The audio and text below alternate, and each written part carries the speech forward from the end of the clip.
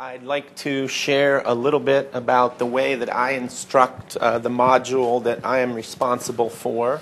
The course that I teach is called Staffing Traditionally. The syllabus includes a number of readings, and I try to balance those with group activities.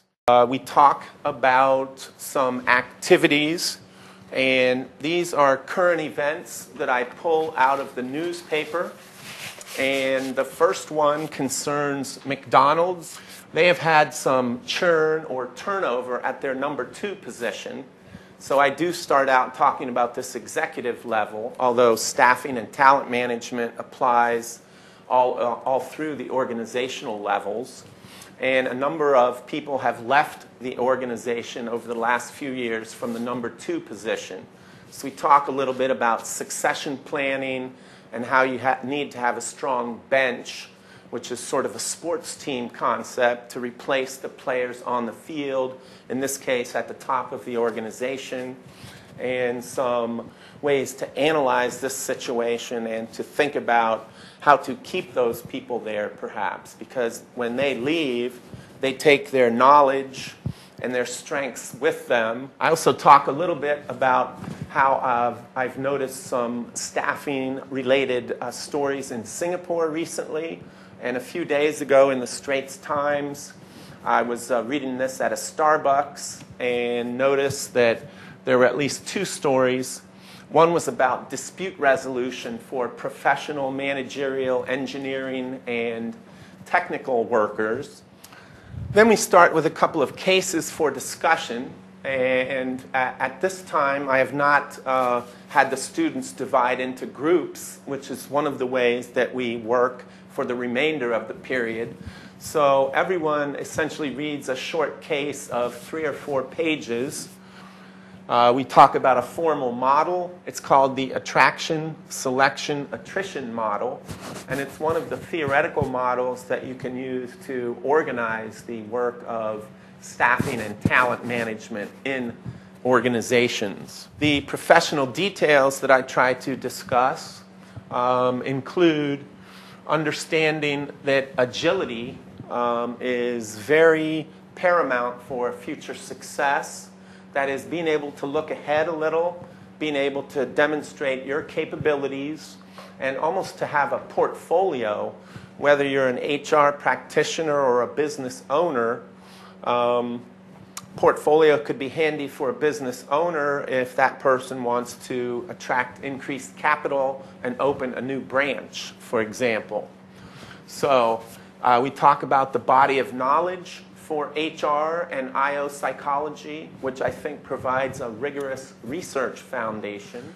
For master's program students, I try to emphasize the consumption or reading research and being able to extract from it things that you can use in your organization no matter where you're situated in HR, training, compensation. This GPHR allows a person to benchmark externally, and it becomes part of your portfolio about yourself, being agile. There are other certifications available. This is sort of an entry level, and this is a senior professional in human resources. I ask students to complete 2 projects. One is in class, the other is out of class, and takes about a month following our time together.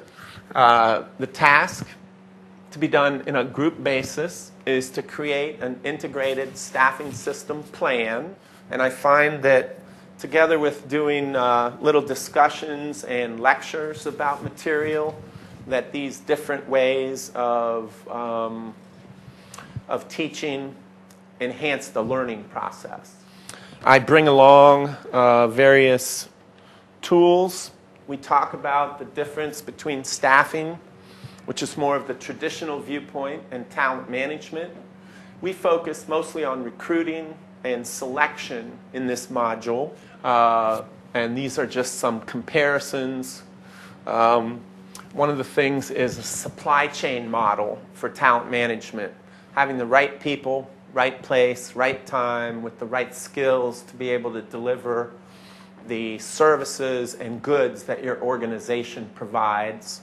and being able to shift the employee life cycle as an organizer, thinking about competencies, EHRM, and strategic fit are more prominent than knowledge, skill, ability, and job task analysis. I find that when I have a blend of very research, rigorous articles with more practical and pragmatic ones, that the students benefit from both of those perspectives. So I try to do that. They are trying to talk about efficiency, effectiveness, and impact by aligning HR to business models and strategic goals, growing the organization, growing it in different ways, and trying to have flow between the different segments of an organization. I ask students to share, to the extent possible, what's going on in their organizations or things that they have tried. I take questions on that and try to weave that in kind of a customized way with the standard material that I'm covering. We try and talk about some of the objections that other managers might have. Stephen Hunt has an entire chapter where he covers, I believe, 6 or 7 objections that you might hear from a line manager when you're talking about hiring, or from top people in the organization. And he gives you ways to overcome those.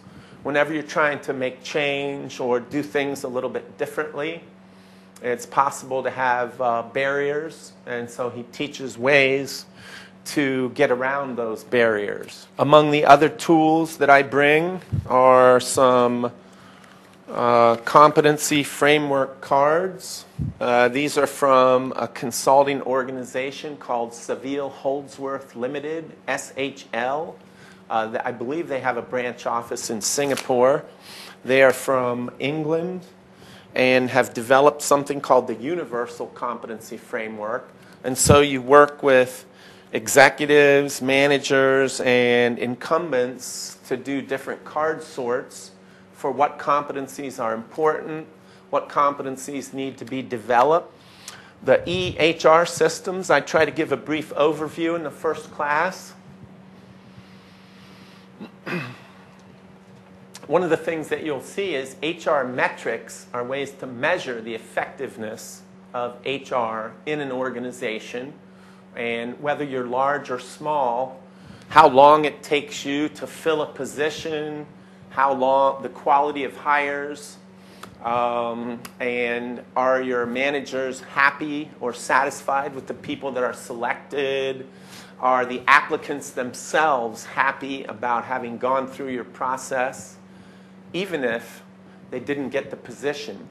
Are you able to have a selection system or a talent management selection where even if they don't make it, they realize that you've given them a fair trial?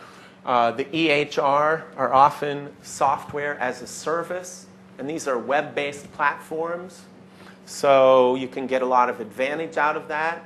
But as we've recently seen with internet hacking, sometimes the data is not always safe, and because this is your employee data, you have to be very sure that privacy rights are protected.